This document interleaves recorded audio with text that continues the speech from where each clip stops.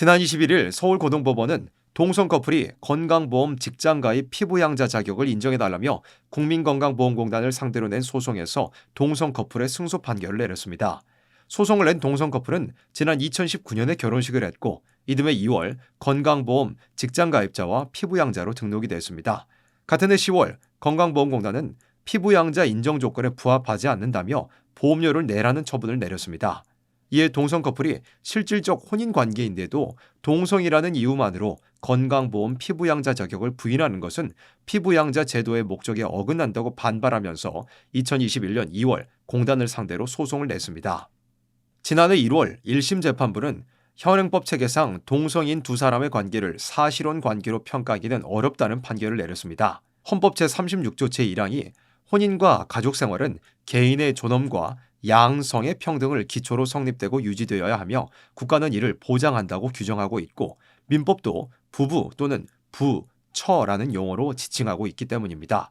1심 재판부는 민법과 대법원과 헌법재판소의 판례, 우리 사회의 일반적 인식을 모두 모아보더라도 혼인은 여전히 남녀의 결합을 근본 요소로 한다고 판단되고 이를 동성 간 결합까지 확장해 해석할 근거가 없다고 설명했습니다.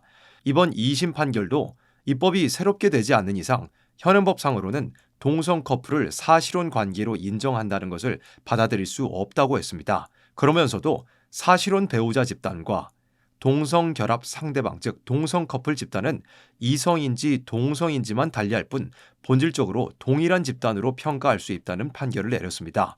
사실혼 부부로 인정하지 않을지라도 성적 지향에 따른 건강보험 피부양자 차별은 평등 원칙에 위배된다는 판결을 내렸습니다.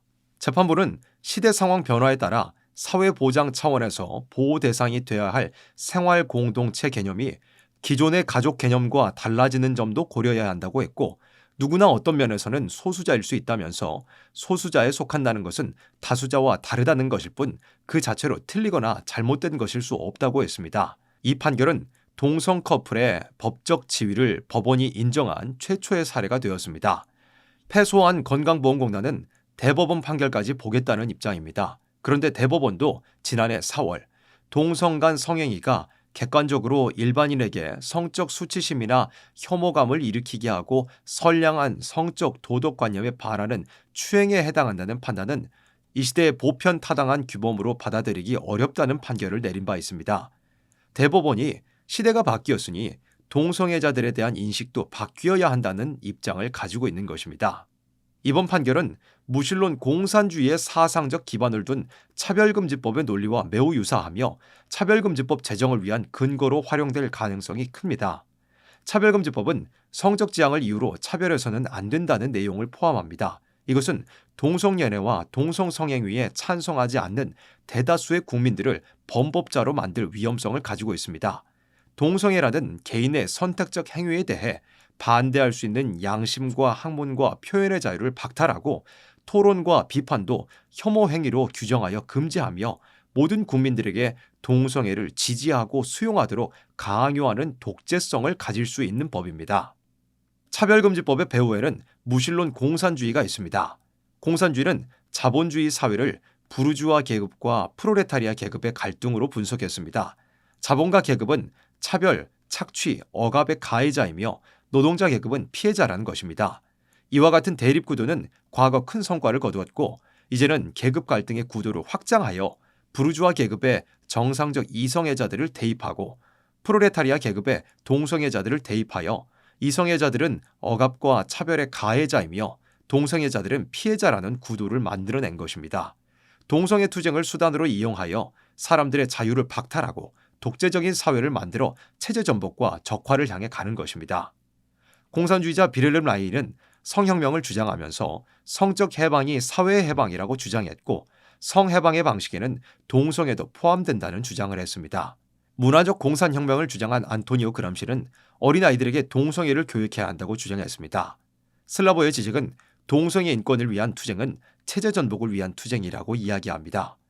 동성애 혐오의 원인과 해방이라는 책은 동성애자 억압에 맞서는 투쟁은 자본주의 사회를 철폐하고 자본주의가 왜곡한 성과 성 역할을 바로잡는 투쟁이다라고 주장합니다. 공산주의자들이 체제 전복과 적화를 위해 동성애를 수단으로 이용한다는 것은 분명한 사실입니다. 그렇기 때문에 동성애를 옹호하고 차별금지법을 추진하려는 세력들은 공산주의와 연결되어 있습니다. 퀴어 행사에 이석기 석방 문구가 나왔었고 공산주의 깃발이 나왔었고 김정은을 위인이라고 하고 국가보안법 폐지를 주장하는 집단이 차별금지법 제정을 주장했고 지난 총선 후 차별금지법 제정을 요구한 교계 연합단체는 한미연합훈련 중단과 평화협정 체결을 주장했고 마르크스주의와 동성애 투쟁을 연결하는 행사들도 많이 있습니다. 무신론 공산주의가 이용하는 다른 수단들인 기후위기, 페미니즘, 동물복지, 채식주의 등이 동성애와 함께 등장하기도 합니다.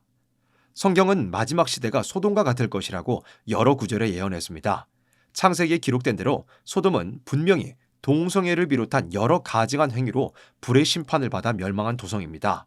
세상은 성경이 예언한 대로 동성애를 비롯한 여러 가증한 행위로 불의 심판을 받기 위해 곤두박질 치고 있습니다. 무신론 공산주의는 동성애 투쟁을 수단으로 사용하여 자신의 최대의 적인 기독교를 무너뜨리려 하고 있습니다. 우리는 말씀대로 진행되어가는 세상의 역사 속에서 미혹이 무엇인지를 분별하고 악화되는 세상에 물들지 않고 거룩하기 위해 힘쓰며 진리의 말씀으로 악한 사상과 싸우며 알지 못하는 생명들을 깨우치기 위해 힘써야 합니다.